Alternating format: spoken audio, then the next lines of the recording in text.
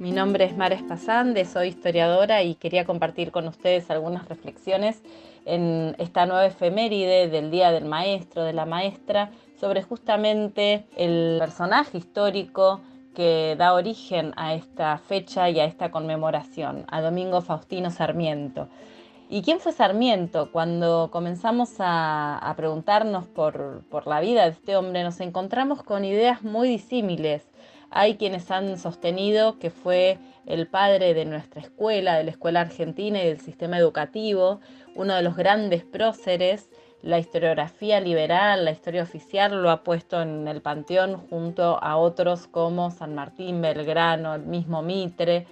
Pero por el otro lado, otros autores, aquellos autores vinculados al nacionalismo católico, lo han criticado por haber avanzado en un proyecto de educación laica. Otros pensadores, como Arturo Jauretche, reflexionaban que existían diferentes Sarmientos: un Sarmiento intelectual, un Sarmiento ideólogo, un Sarmiento político, un Sarmiento pedagogo. Y cuando uno recorre su obra, lo que puede encontrar es una gran diversidad. Es el Sarmiento que planteaba: no hay que ahorrar sangre de gaucho, este es el abono que es preciso hacerle útil al país. La sangre es lo único que tienen de seres humanos esos salvajes. Esto lo escribía Sarmiento en una carta a Mitre en ocasión de la represión de las montoneras federales en las provincias del interior. O nos referimos al Sarmiento que en Educación Popular escribió: la condición social de los hombres depende muchas veces de circunstancias ajenas de la voluntad. Un padre pobre no puede ser responsable de la educación de sus hijos, pero la sociedad en masa tiene interés vital en asegurarse que todos los individuos que han de venir con el tiempo a formar la nación se hallan, por la educación recibida en su infancia, preparados suficientemente para desempeñar las funciones sociales a que serán llamados.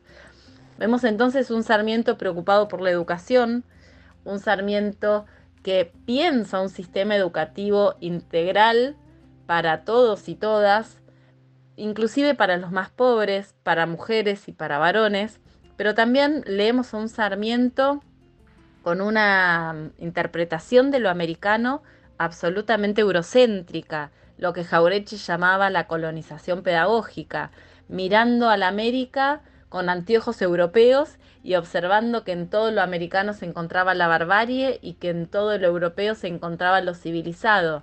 Esta dicotomía entre civilización y barbarie que va a ser fundante en la historia de nuestra patria, que va a atravesar todo el siglo XIX, las guerras civiles contra el gaucho, contra las montoneras federales, y que para Arturo Jauretche se convirtió con el tiempo en la madre de todas las onceras.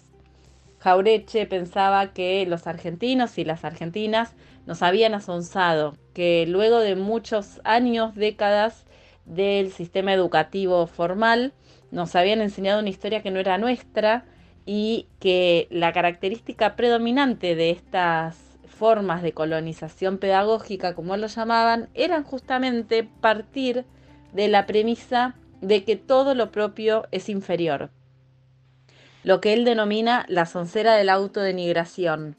Y en este punto es donde analiza la figura de Sarmiento como un hombre clave en la conformación de este ideario, fundamentalmente en la obra del Facundo, esta obra literaria que va a ser considerada un punto de inflexión y un punto de inicio en la literatura argentina, pero que sin embargo Jauretche plantea, nos transmite una mirada sobre los americanos, los indígenas, los gauchos, con profundas raíces antiamericanas, racistas y de rechazo a lo popular.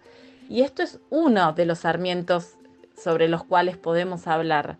Este Sarmiento que se formó desde muy joven en el marco de las guerras civiles, él había nacido en 1811, había estudiado en aquellas escuelas de la patria sus primeras letras de manera muy temprana, va a dedicarse a la educación, va a primero ser ayudante, luego va a crear un espacio, su propia escuela, y cuando los federales, especialmente Facundo Quiroga en La Rioja, llegan al poder, va a decidir exiliarse a Chile.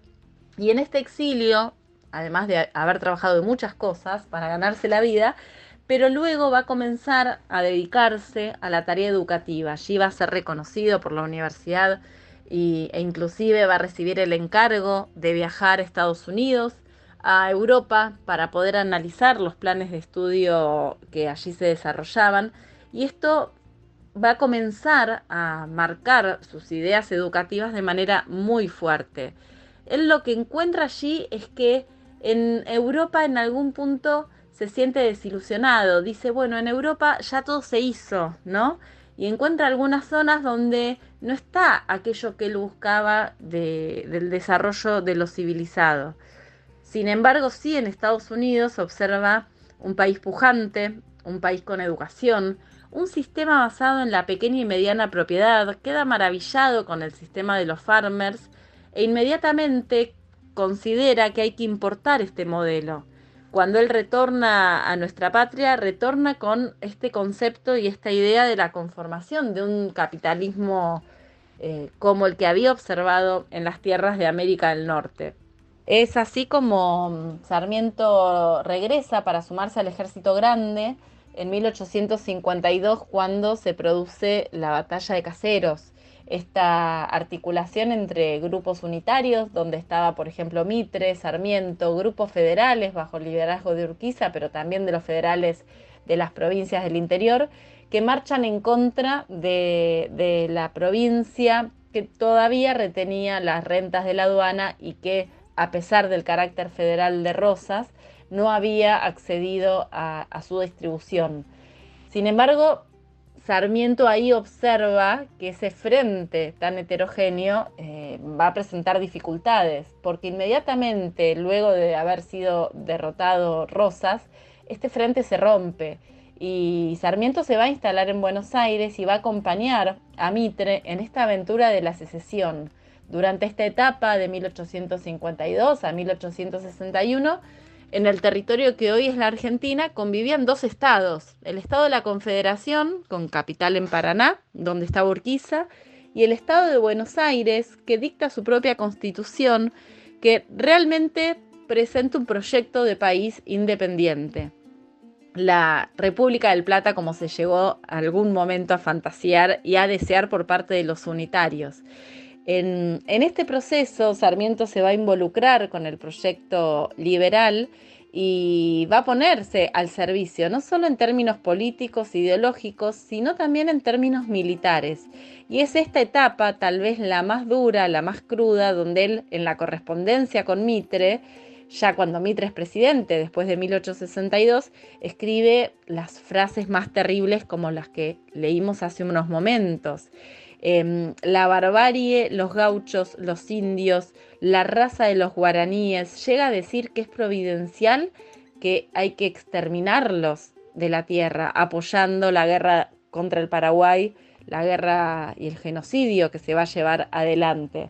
Sin embargo, cuando Mitre concluye su presidencia, no va a considerarlo como el mejor candidato y lo va a boicotear, se va a generar un conflicto. Tal es así que durante toda la presidencia de Sarmiento, la oligarquía, ya la clase terrateniente ya conformada, va a oponerse a cada una de las medidas que Sarmiento quería impulsar. En particular, aquellas vinculadas al impulso de la pequeña y la mediana propiedad.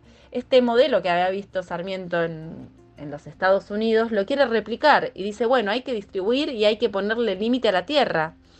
Y solamente logra llevar adelante algo de esta idea que él tenía en la zona de Chivilcoy, pero la oligarquía lo boicotea, se va a oponer. Va a ser muy fuerte la oposición, tanto en el Congreso de la Nación, especialmente en el Senado, que fue siempre la Cámara representante de los intereses de la oligarquía terrateniente, y también mediante la prensa.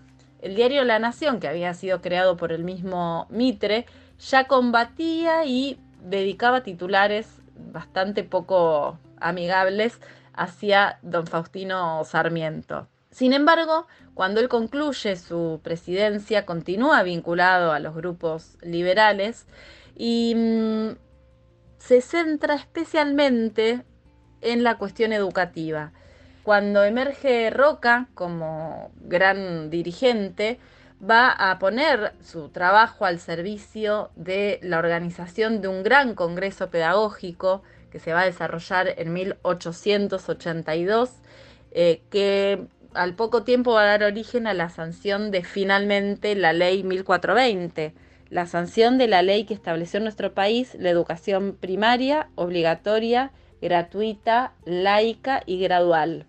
Ese sistema educativo por el cual la Argentina se ha diferenciado de muchos países del mundo por ser inclusivo, por ser una educación que busca llegar a cada rincón de la patria y que además promovió la creación de una cantidad importante de escuelas normales donde se iban a formar las futuras maestras y los futuros maestros. Se generaron debates vinculados a qué escuela tener, con qué objetivos, desde qué metodologías enseñar, y en cada una de esas instancias Sarmiento realmente fue pionero, no solo en la elaboración de la normativa, sino también en la aplicación y en la gestión, porque llegó a ocupar importantes lugares vinculados a la gestión pública, ¿no? Como justamente ser director general de escuelas de la provincia de Buenos Aires. Por lo tanto, encontramos un Sarmiento multifacético, escritor, padre de la soncera, madre de todas, según Jaureche, con su importante y famoso libro El Facundo.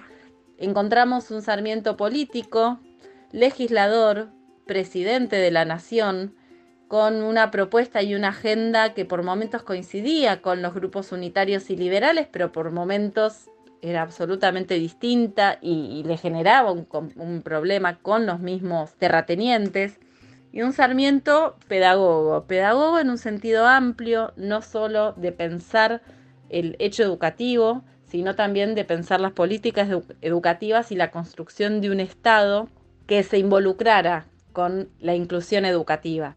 No existe entonces un único Sarmiento. Cuando hablamos de Sarmiento, el 11 de septiembre en nuestras escuelas recordamos al Sarmiento sanjuanino que comenzó a dar clases por allá en las provincias del norte argentino y del Cuyo argentino, o recordamos al Sarmiento político exiliado que combatió a los federales, a Facundo Quiroga, a Juan Manuel de Rosas, o al presidente que impulsó una serie de medidas reformistas, progresistas, no solo con la tierra, como ya dijimos, sino también, por ejemplo, con el desarrollo de la infraestructura, pensando un tren transoceánico, un Sarmiento que conoció Chile, que trabajó allí, o un Sarmiento escritor que reflexionó con una pluma de una calidad exquisita sobre qué significaba el ser americano, qué era lo americano, qué debía ser lo americano, en un momento de la patria donde todos los debates estaban abiertos, en un momento donde se estaba construyendo el país. Y en ese marco de preguntarse qué país queremos ser, diferentes hombres y mujeres buscaron y propusieron proyectos distintos. En el caso de Sarmiento, un proyecto donde sin lugar a dudas hay una admiración por lo extranjero, por lo europeo, pero fundamentalmente por lo norteamericano. Hay una confianza en la educación y un optimismo pedagógico fundamental en creer que la escuela podía formar ciudadanos y ciudadanas, que era un instrumento para civilizar, para llevar el desarrollo a cada uno de los rincones de la patria. Un Sarmiento que no solo va a teorizar sobre esto, sino también que se va a dedicar a la gestión y que lo va a llevar adelante, considerando que era el aporte fundamental que él podía hacer para el desarrollo de nuestra nación. Tal vez él mismo sintetiza cuál fue el sentido de su vida en los últimos escritos, donde escribe: no deseé mejor que dejar por herencia millones en mejores condiciones intelectuales, tranquilizando a nuestro país, aseguradas las instituciones y surcado de vías férreas el territorio como cubierto de vapores los ríos, para que todos participen del festín de la vida, del que yo gocé solo a hurtadillas. De esta manera, el mismo Sarmiento reflexiona sobre su objetivo de mejorar las condiciones intelectuales del país.